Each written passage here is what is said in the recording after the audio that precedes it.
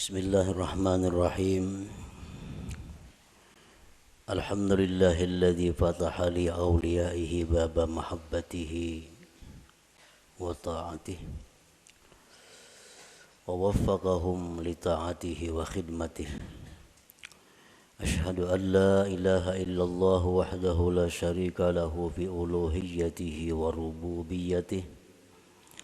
Wa ashhadu anna sayyidana Muhammadan abduhu wa rasuluhu khairu khalqih. Allahumma salli wa sallim wa barik ala sayyidina wa maulana Muhammadin khairi khalqih wa ala alihi wa ashabihi wa azwajihi wa dzurriyyatihi wa atba'ihi. Amma ba'du. Yang kita hormati dan kita cintai para habaib dan para alim ulama, para muhibbin, hadirin, hadirat, rahimakumullah. Pertama-tama kita panjatkan puji dan syukur yang setinggi-tingginya kehadirat Allah Subhanahu wa ta'ala yang mengumpulkan kita di tempat ini untuk berzikir, mengingat Allah dan mengucapkan kalimah-kalimah thayyibah lainnya.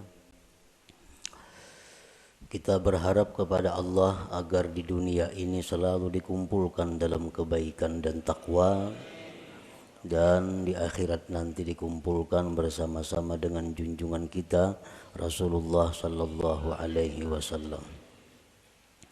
Salawat dan salam kita haturkan kepada junjungan kita Nabi besar Muhammad sallallahu alaihi wasallam dan kepada seluruh keluarga, para sahabat, zuriat dan pengikut beliau sampai hari akhir nanti. Para muhibbin rahimakumullah. Sebelum kita membaca kitab Al-Hikam, terlebih dahulu kita mengenal bahwa kitab Al-Hikam ini dikarang atau disusun oleh seorang waliullah, yaitu Ahmad bin Muhammad bin Abdul Karim bin Abdurrahman bin Abdullah bin Ahmad bin Isa bin Husain ibni Athaillah, dan beliau wafat pada tahun 709 Hijriyah di Qahirah, Mesir. Kemudian kitab Al-Hikam ini merupakan salah satu daripada yang beliau karang. Hikam itu adalah kalimat jamak yang artinya kumpulan daripada hikmah.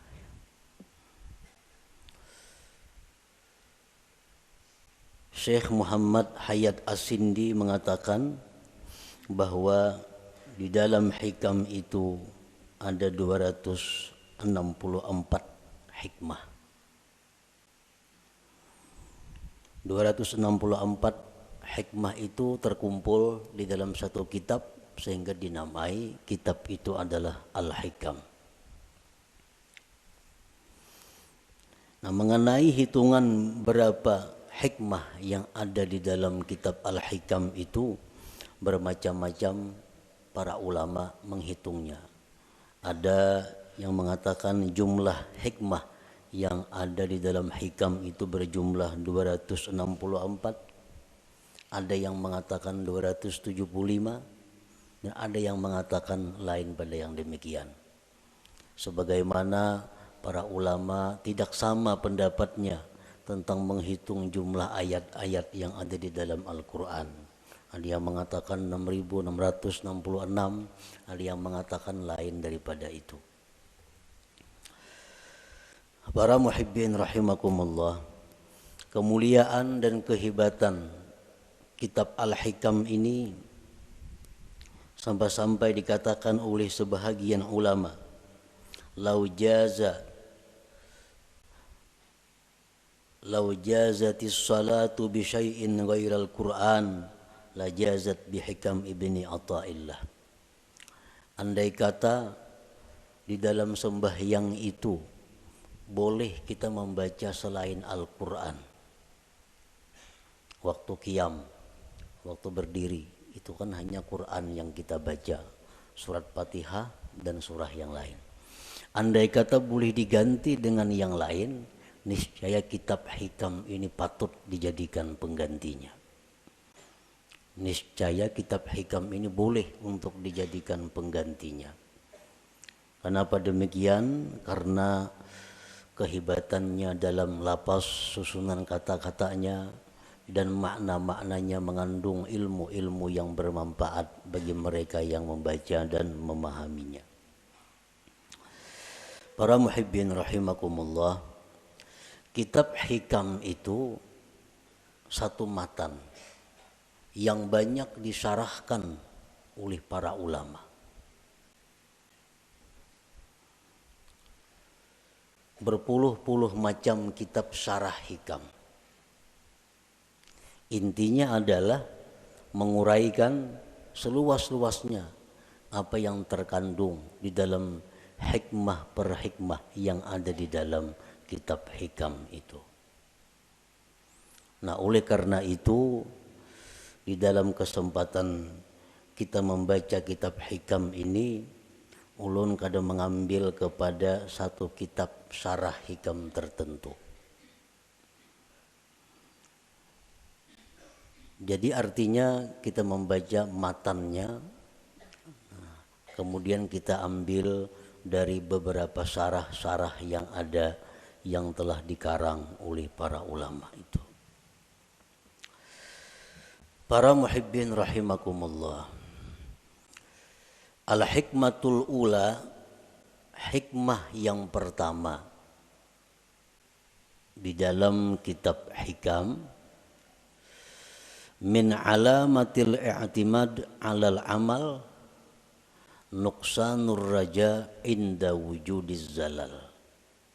Nah, ini kalimat hikmah yang pertama di dalam kitab hikam itu. Min alamatil i'timad 'alal amal nuqsanur raja inda wujudiz zalal. Artinya, sebagian daripada tanda berpegangnya seseorang dengan amal, berkurangnya mengharap rahmat Allah ketika adanya kesalahan pada dirinya.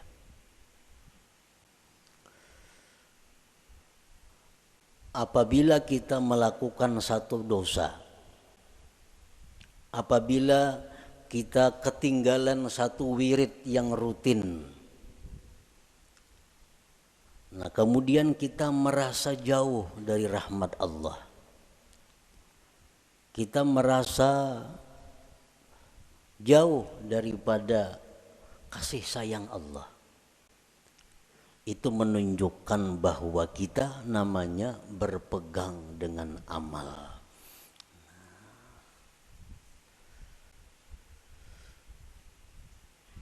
Orang-orang yang mulia, orang-orang yang sudah mengenal lebih jauh tentang Allah Subhanahu wa ta'ala, dalam keadaan apapun mereka itu tidak berkurang harapnya kepada Allah.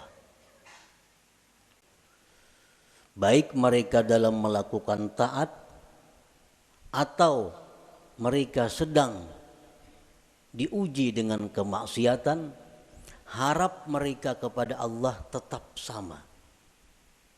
Kenapa sebabnya? Karena mereka tidak berpegang kepada amal. Mereka itu berpegang kepada rahmat Allah, berpegang kepada anugerah Allah Subhanahu wa ta'ala. Para muhibbin rahimakumullah, amal itu artinya adalah harakatul jismi awil qalbi.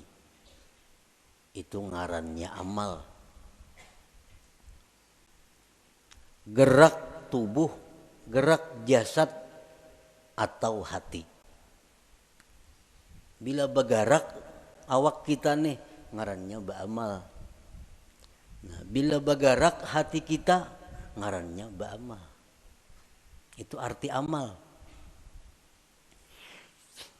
Fa in taharraka bima fihi sawab summiya ta'atan. Wa in taharraka bima fihi al-iqab summiyat maksiatan. Apabila gerak badan kita atau gerak hati kita itu ada pahalanya, itu ngarannya taat. Apabila gerak badan atau hati kita itu mengakibatkan kita disiksa, ngarannya maksiat. Jadi maksiat itu beramal juga. Makuat badan itu beramal jar. Orangnya penjudi. Kawah jadi padahal kan pak amalnya. Karena amal itu artinya gerak badan atau gerak hati. Bila bapahala ngarannya taat, bila maksiat bilanya disiksa ngarannya maksiat. Itu arti amal. Para muhibbin rahimakumullah, kemudian yang kita fokuskan perhatian kita adalah amal yang mendatangkan sawab, pahala atau taat. Kita tinggalkan amal yang mendatangkan siksa, yaitu maksiat. Nah, amal taat ini ada 3. Amal taat itu ada 3. Pertama ada amal syariat ngarannya. Yang kedua ada amal tarikat. Yang ketiga ada amal hakikat. Ini ketiga-tiganya adalah taat. Ketiga-tiganya adalah taat. Baik amal kita ini syariat, baik amal kita ini tarikat, atau amal kita itu hakikat, itu sama-sama mendatangkan pahala.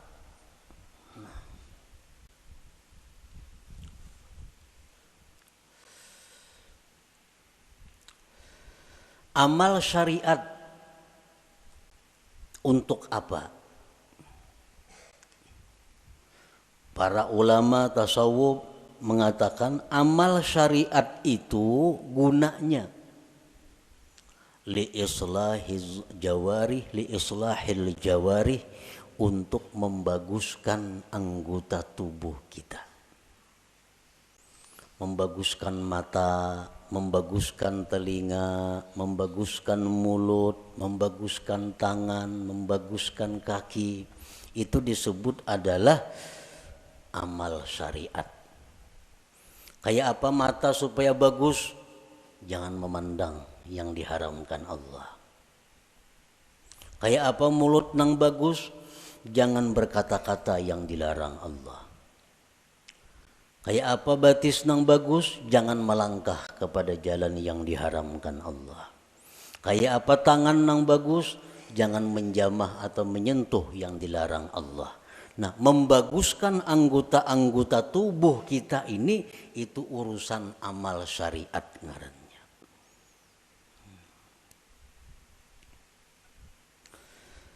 Wa amalut tariqah li islahil qulub.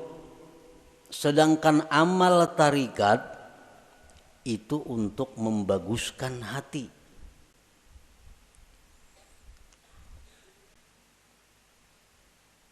Amal tarikat itu gunanya adalah membaguskan hati.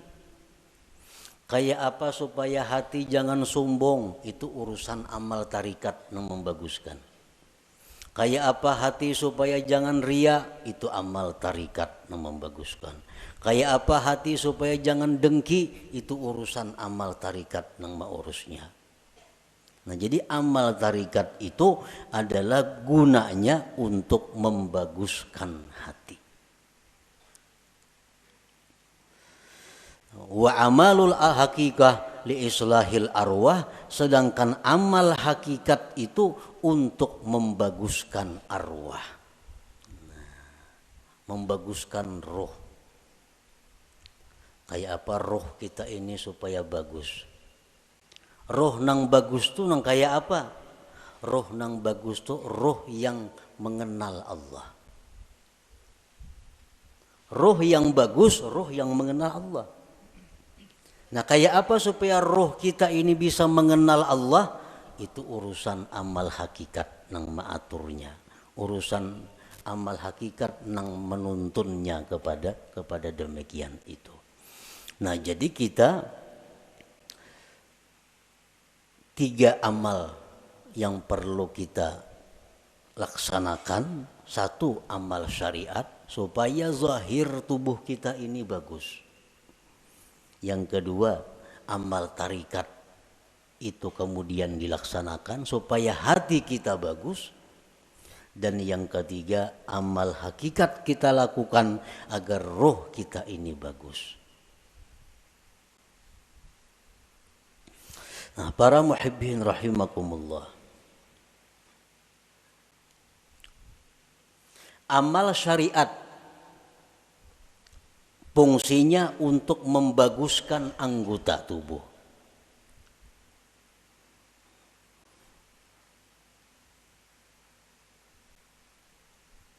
Amal syariat fungsinya untuk membaguskan anggota tubuh.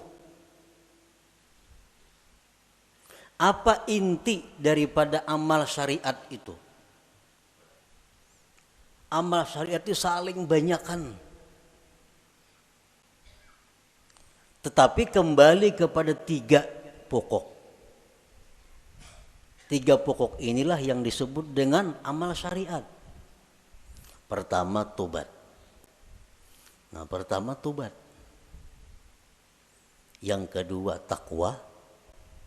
Yang ketiga, istiqamah. Nah, ini seluruh amal syariat kembali kepada 3 ini. Tobat, kemudian takwa, kemudian istiqamah. Nah, tobat artinya apa? Membersihkan diri daripada yang kotor-kotor. Membersihkan diri daripada maksiat-maksiat. Itu tobat. Dimandii. Nah, mandi itu tobat karena. Imbah mandi hanyar dipakaiani. Nah, dipakaiani betapi, babaju, bakupia, bermacam-macam pakaian. Nah, itu adalah takwa. Nah, kayak apa supaya jangan lepas pakaian itu dari kita? Ngarannya istiqamah. Menbanu beselawar, menbanu betilanjang tuh ada istiqamah ngarannya. Istiqamah ini selalu berpakaian. Nah, artinya apa? Selalu menjunjung perintah Allah, menjauhi yang dilarang Allah dalam keadaan apapun. Itu istiqamah. Dalam keadaan susah, rajin ibadah. Dalam keadaan kaya, rajin ibadah. Dalam keadaan sakit, rajin ibadah. Dalam keadaan sihat, rajin ibadah. Dalam keadaan apapun ibadah kada tertinggal. Ini ngarannya istiqamah. Nah, 3 hal itu urusan amal syariat.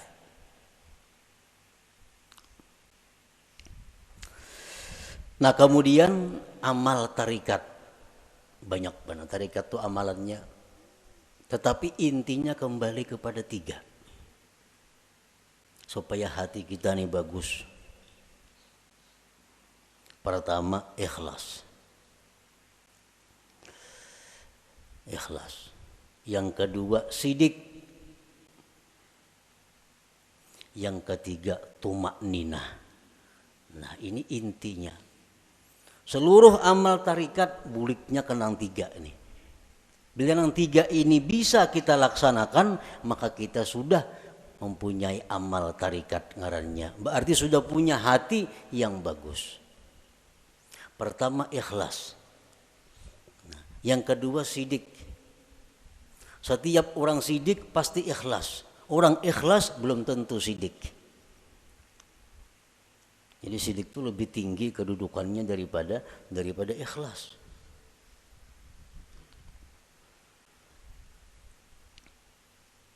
Orang sembahyang itu bisa ikhlas, belum tentu sidik. Belum tentu sidik. Buktinya apa? Belum tentu sidik. Seringkali kita mengucap dalam sembahyang itu Bismillahirrahmanirrahim. Mulut kita. Tapi hati kita di manakah? Hati kita di rumah. Itu kada jujur ngarannya. Kalau orang yang jujur mulutnya Bismillahirrahmanirrahim, hatinya Bismillahirrahmanirrahim. Nah, jadi kedudukan sidik lebih tinggi daripada ikhlas. Nah, yang ketiga tumakninah. Tumakninah itu artinya tentramnya hati dengan Allah. Tentramnya inya tuh lawan Allah nang tentram. Lawan keluarga, anak, bini, laki, duit, harta, kekayaan, pangkat itu kadang membuat inya tentram. Tapi begitu mengingat Allah, hatinya tentram. Nah, ini tumakninah. Ini urusan tarikat. Urusan tarikat. Jadi kalau orang sudah lulus dalam tarikat itu pasti tentram dengan Allah. Alladzina amanu wa tatma'innu qulubuhum bidzikrillah, ala bidzikrillah tatma'innul qulub. Ini untuk orang tarikat. Nah, orang-orang yang beriman itu tentram hatinya dengan mengingat Allah. Nah, jadi kalau kita sudah bertarikat, lulus dalam tarikat itu, pasti kita tentramnya kita dengan Allah. Tak kumpul lawan siapa saja, kadang membuat tentram. Tapi begitu kita ingat Allah, walaupun saurangan di hutan belantara, tetap tentram hatinya. Nah, ini sudah orang yang lulus dalam tarikah ngarannya. Nah, yang ketiga hakikat, amal hakikat. Hakikat tadi gunanya untuk membaiki roh. Roh yang baik itu roh yang kenal Allah. Nah, kayak apa roh kita ini supaya kenal Allah? Itu urusan amal hakikat, pekerjaan hakikat. Dan inti pekerjaan hakikat itu kembalinya kepada tiga. Pertama murakabah. Nah, murakabah. Murakabah itu artinya merasa dirinya selalu diawasi oleh Allah.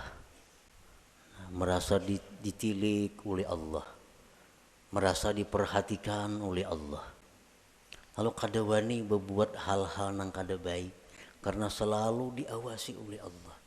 Nah, itu murakabah.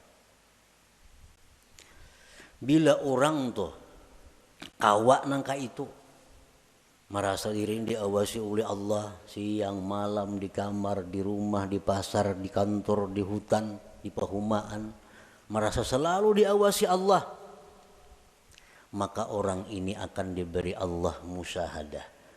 Nah, musyahadah.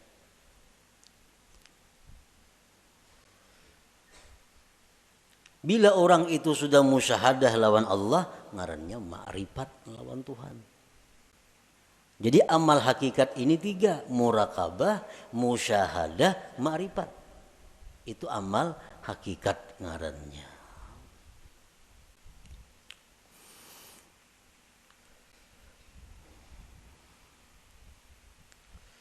Wa'budillah ka'annaka tarah. Beribadahlah kamu kepada Allah seolah-olah engkau itu melihat Allah. Nah, itu musyahadah. Beribadahlah engkau melihat Allah. Itu musyahadah ngarannya. Tapi fa illam takun tarah, jikalau engkau belum mampu melihat Allah, fa innahu yarak, Allah melihat engkau. Nah, itu murakabah ngarannya. Kalau kita merasa dilihat oleh Allah siang malam bisukan kamarian dimanapun merasa dilihat oleh Allah, itu ngarannya kita murakabah. Satu saat kalau kita terus menerus demikian, kita akan musyahadah. Kita akan musyahadah.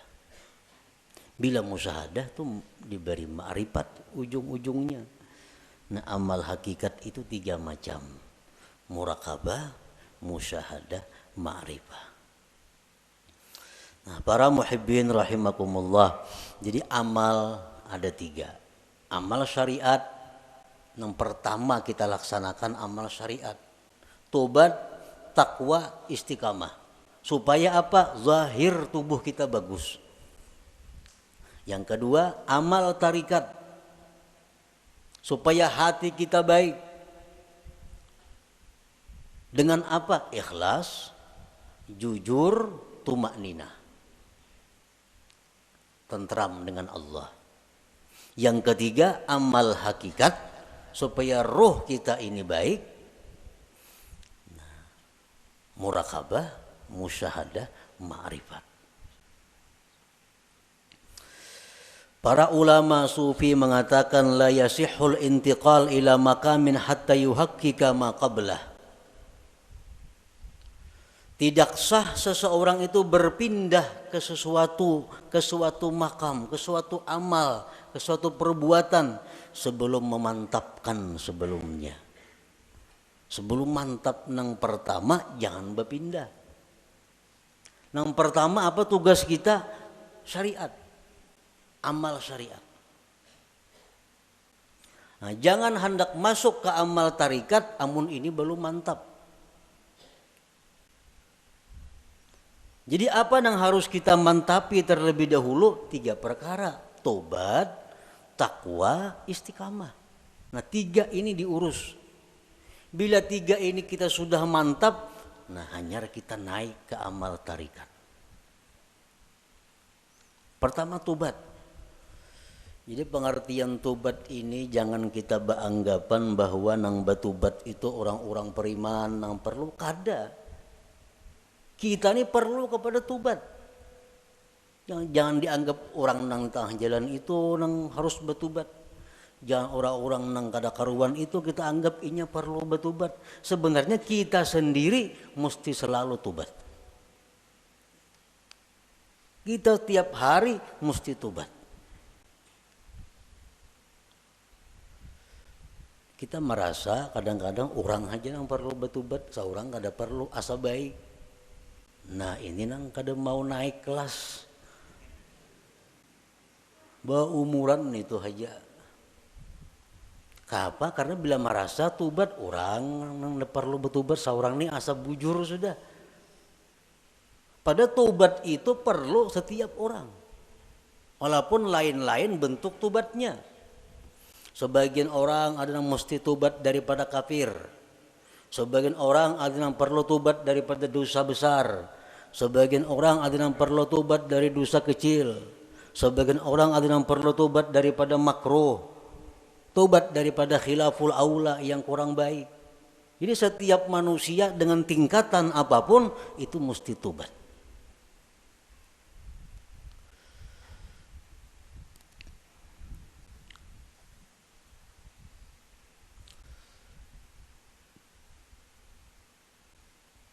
Nah kita sudahlah bertobat, sudah. Dulu minum arak, sekarang ampih. Dulu penjudi, sekarang ampih. Tobat.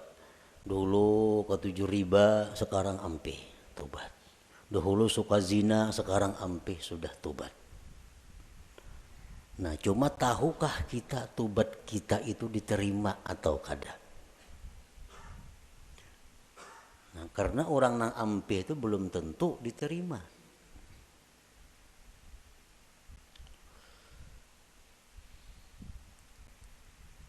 Intinya adalah diterima. Apakah tobat kita itu sudah diterima oleh Allah atau belum? Nah ini yang kada tahu.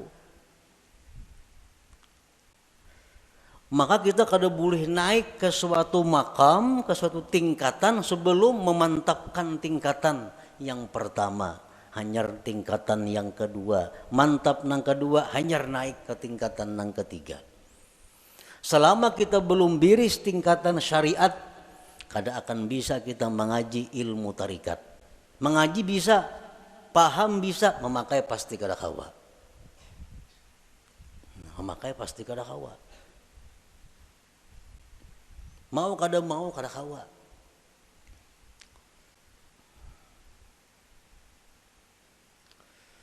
tarikat belum biris, belum matang, belum selesai, kada akan bisa naik kepada hakikat. Maka dengan hakikat itulah kita bisa dapat kepada ma'rifat.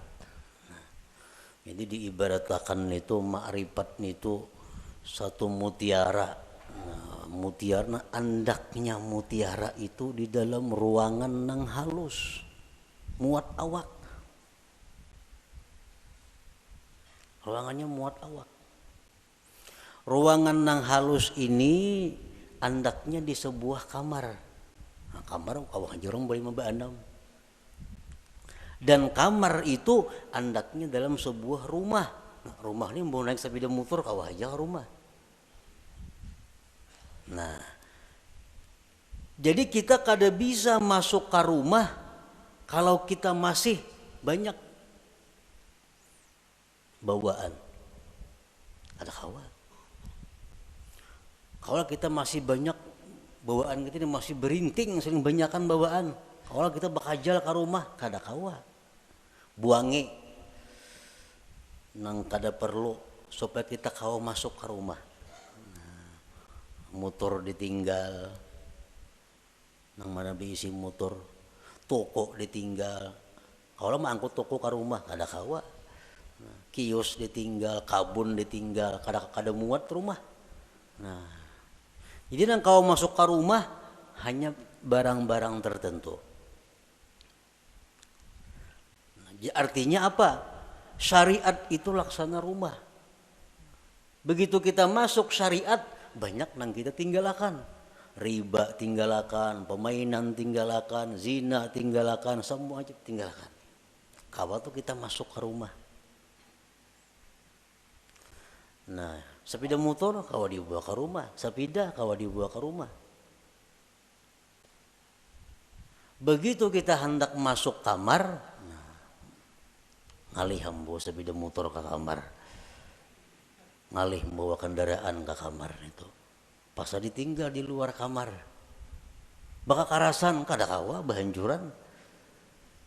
Nah, sama halnya kita ini kalau hendak masuk kepada tarikat, buangi gawian-gawian yang lain-lain supaya kita muat bandak di situ. Nah, hendak masuk pulang ke hakikat, halus kamarnya muat awak, jam tangan gin dipacul kada kawa. Kacamata santok pacul juga. Nah, muat beti lanjang aja kawa lagi. Nah, hanyar kawa kita masuk ke kamar nah halus tuh untuk mengambil yang berharga yaitu mutiara atau ma'rifat itu. Nah, itu artinya kita kada kawa melangkah ke situ kalau sebelum matang nang pertama. Nah, syariat ini nang dibiriskan terlebih dahulu. Cara kita berjual beli, cara kita bergaul, cara kita makan, cara kita berpandir, cara kita berpakaian sesuaikan dengan syariat. Bila kada sesuai lawan syariat, hendak ke hakikat kada bisa. Jamin kada bisa. Napanya bisa? Pandirnya aja. Pandirnya aja bisa. Praktiknya kada bisa. Itu sudah hukum, ketentuan. Syariat kada mantap kada kawan naik ke tarikat. Tarikat kada mantap kada kawan naik ke hakikat. Nah, jadi fokus kita ini adalah membaguskan dahulu syariat kita. Kayak apa membaguskan syariat? Tobat. Nang ketujuh menggibah, tobat. Nang ketujuh riba, tobat. Nang ketujuh memakai pakaian haram, tobat. Imbah kita tobat itu perlu diteliti, perlu dipikirkan. Tobatku ini diterima juga kah, kada kah? Selama kita belum ada ketentuan tobat ini diterima atau kada diterima, hati kita masih kada nyaman, hati kita masih kada tentram karena belum ada kepastian tobat atau kada tobat. Takwa kemudian ibadah, sembahyang, puasa segala macam. Takwa, istiqamah terus menerus seperti itu. Bila 3 macam ini kawa, nah ayo ya naik kita ke amal apa? Ke amal tarikat. Kita wajib mengusahakan syaratul kabul. Kita wajib mengusahakan syarat diterima tobat kita, diterima takwa kita, diterima istiqamah kita. Itu kita wajib mengusahakan persyaratannya supaya ini diterima oleh Allah. Sembahyang contohnya. Kayak apa sembahyang itu supaya diterima oleh Allah? Ada syarat-syaratnya. Yang pertama, supaya sembahyang itu diterima oleh Allah, syaratnya adalah ilmu. Fakullu man bighairi ilmin ya'malu amaluhu mardudatun la tuqbalu. Tiap-tiap orang yang bekerja beramal tanpa ilmu ditolak, tidak diterima. Jadi sembahyang kita ambil contoh amal syariat sembahyang contohnya, supaya sembahyang ini diterima Allah kayak apa? Satu, punya ilmu. Belajar bujur-bujur sembahyang tuh. Rukuk kayak apa, sujud kayak apa, amun masbuk kayak apa, kada salat membaca Fatihah kayak apa caranya. Nah, bujur-bujur belajar sembahyang supaya sembahyang kita diterima. Yang kedua, supaya diterima sembahyang itu ikhlas. Berhubung ini amal syariat, ikhlasnya pun ikhlas syariat. Ikhlas syariat yang kayak apa? Sembahyang mengharapkan surga, sembahyang karena takut lawan api neraka, ikhlas menurut syariat. Sembahyang kita mudahan masuk surga dengan itu syariat bujur, ikhlas. Kenapa sembahyang? Takutan kalau pindah ke neraka mati, itu ikhlas dalam syariat. Jangan ada tujuan lain sembahyang. Contoh, kita ambil contoh sembahyang supaya dipuji orang, supaya dihormati orang, dimuliakan orang. Jangan ada sedikit pun dalam hati demikian. Ikhlas. Yang ketiga, syaratnya diterima itu sembahyang atau amal-amal ibadah lainnya, muwafaqatus syurut wal arkan wal adab. Sembahyang kita ini sesuai syarat. Penuhi syarat-syaratnya apa? Rukun-rukunnya apa? Adabnya apa?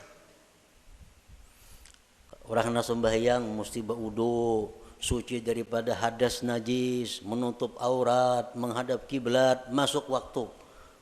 Nah, penuhi. Bersihin najis, sucikan hadas dengan wudu, tutup aurat, tunggu waktu sembahyang, bila masuk hanyar sembahyang. Nah, itu syaratnya sudah biris. Syaratnya biris, rukunnya, rukun sembahyang. Rukuk kayak apa, bacaan Fatihahnya kayak apa, sujudnya kayak apa, sesuaikan dengan aturan. Embah itu pulang adab. Walaupun sembahyang ini syaratnya cukup, rukun cukup, tapi kada beadab, itu bisa kada diterima.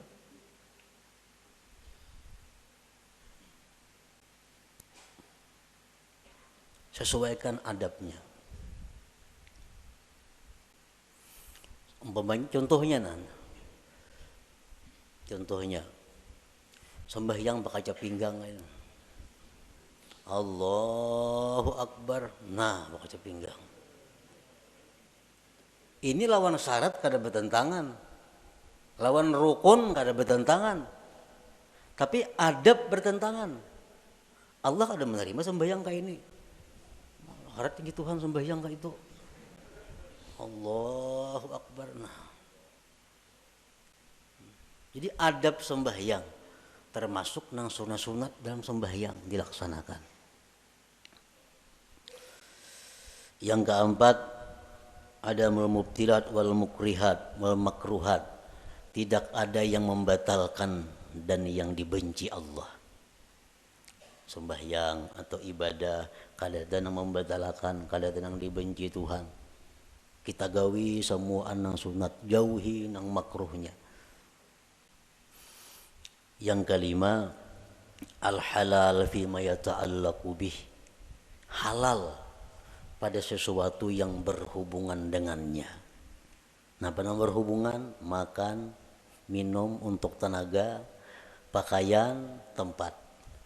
Itu mesti halal. Rasulullah bersabda, man akala luqmatan min haram lam tuqbal minhu salatu arba'in lailah. Orang yang makan satu suap daripada makanan yang haram tidak diterima sembahyang 40 malam. Sasuap tuh kita makan nang haram 40 malam sembahyang kita ditolak Allah. Sepiring berapa suap?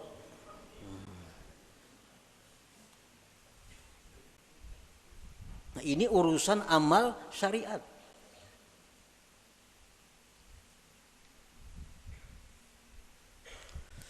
Pakaian kita mesti halal. Rasulullah SAW bersabda, man ishtara sauban bi ashri darahim bisamanihi dirhamun haram lam yaqbalillah salatahu ma dama alaihi minhu syai. Barang siapa nukar pakaian 10 dirham, 1 dirham ada yang haram, kada Allah terima sembahyangnya selama itu masih ada. Nah, jadi kalau amal syariat ini kita biriskan dan kita usahakan syarat diterima oleh Allah, nah hanya kita melangkah ke amal hak tarikah, hanya ke amal tarikah. Para muhibbin rahimakumullah, Imam Ahmad ibnu Athaillah tadi mengatakan, termasuk tanda orang yang berpegang dengan amal, kurangnya berharap kepada Allah ketika terjadi maksiat pada dirinya. Nah, sekarang kita tadi beramal, tobat sudah kita laksanakan, syarat-syarat untuk diterima sudah kita laksanakan, takwa sekarang ini kita laksanakan, istiqamah kita laksanakan. Jangan sekali-kali kita berpegang, kita condong, kita gembira dengan tobat, takwa dan istiqamah itu. Jangan sekali-kali kita berpegang, jangan sekali-kali kita bersandar, jangan merasa gembira dengan tobat, takwa dan istiqamah tadi. Kenapa sebabnya? Karena takwa, tobat, istiqamah itu bagian amal syariat tuh, itu kada akan bisa memasukkan kita ke dalam surga. Ada perlu kita gembira dengan itu. Lalu apa nang kita gembirakan? Nang kita banggakan, nang kita gembirakan itu adalah rahmat Allah nang datang kepada kita sehingga kita bisa tobat, bisa takwa, bisa istiqamah. Nah, rahmat Allahnya ini nang kita gembirakan, bukan takwanya. Nah, bila kita menggembirakan dengan takwa yang kita lakukan, ngarannya berpegang dengan amal. Bila orang berpegang lawan amal itu, lawan Tuhan turun naik. Bila banyak maksiat asa jauh lawan Tuhan, bila berbuat taat asa parak lawan Tuhan. Padahal Tuhan tuh ada berjauh berparak sebenarnya. Nah, di situ kelemahan tauhid kita. Kenapa kita bila berbuat maksiat asa jauh lawan Tuhan, berbuat taat asa parak lawan Tuhan? Karena kita berpegang lawan amal. Jangan kita berpegang dengan rahmat Allah, apapun keadaan kita selalu dekat dengan Allah. Baik dalam maksiat kita dekat dengan Allah, waktu taat dekat lawan Allah, karena kita berpegang lawan Allahnya, bukan dengan amal kitanya. Nah, ini min alamatil i'timad 'alal amal nuqsanur raja inda wujudiz zalal. Rasulullah SAW bersabda, la yadkhula ahadukumul jannah bi amalihi. Seseorang kamu, ujar Nabi, selamanya tidak akan bisa masuk surga dengan amalnya. Nah, buat apa kita berpegang lawan amal? Buat apa kita gembira dengan tobat, gembira dengan takwa, gembira dengan sembahyang? Nah, apa gembira akan? Itu kadang membawa ke surga, ujar Nabi kita. Qalu wala anta ya Rasulullah, Qala wala ana, aku pun ya Nabi, amalku kada bisa masukkan aku ke surga. Illa ayyatagammadani Allah birahmatih, kecuali Allah yang meliputkan aku dengan rahmatnya. Nah rahmatnya ini yang kita gembirakan. Oh kita gembira, kita suka tobat sebab Allah memberikan rahmat kepada aku. Bukan dengan tobatnya kita gembira, tapi dengan rahmat yang diberikan Allah kepada kita. Nah itu yang kita pegang. Bila kita memegang rahmat Allah, kita kada akan berubah dengan Allah dalam keadaan taat atau dalam keadaan maksiat. Nah inilah inti daripada yang dimaksud dalam hikmah yang pertama Imam Ahmad Ibnu Athaillah, min alamatil i'timad alal amal nuksanur raja inda wujudiz zalal. Tanda orang yang berpegang dengan amal, kurang berharap, rasa jauh bila mana dia maksiat kepada Allah, padahal kada boleh itu. Jadi kita dalam taat dekat dengan Tuhan. Kita waktu maksiat pun jangan merasa jauh lawan Tuhan, tetap dekat dengan Tuhan. Karena maksiat taat itu adalah bagian daripada amal. Amal kada perlu kita pegang. Yang kita pegang adalah Allah, rahmatnya dan anugerahnya. Nah kemudian sesudah itu al-hikmatus saniyah, hikmah yang kedua daripada Imam Ahmad Ibnu Athaillah. Iradatuka tajrid ma'a ikamatillah iyyaka bil asbab minasyahwatil khafiyah wa iradatukal asbab ma'a ikamatillah iyyaka bit tajrid inhitatun anil himmatil aliyah. Nah itu kita baca insyaallah pada minggu yang akan datang.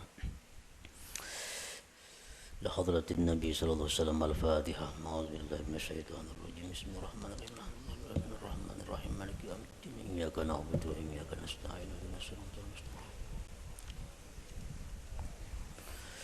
Ya Allah biha, ya Allah biha, ya Allah bihusnil khatimah. Ya Allah biha, ya Allah biha, ya Allah bihusnil khatimah. Ya Allah biha, ya Allah biha, ya Allah bihusnil khatimah. Ya ayyuhar rajun minhu syafatan sallu وسلموا تسليما اللهم صل وسلم وبارك عليه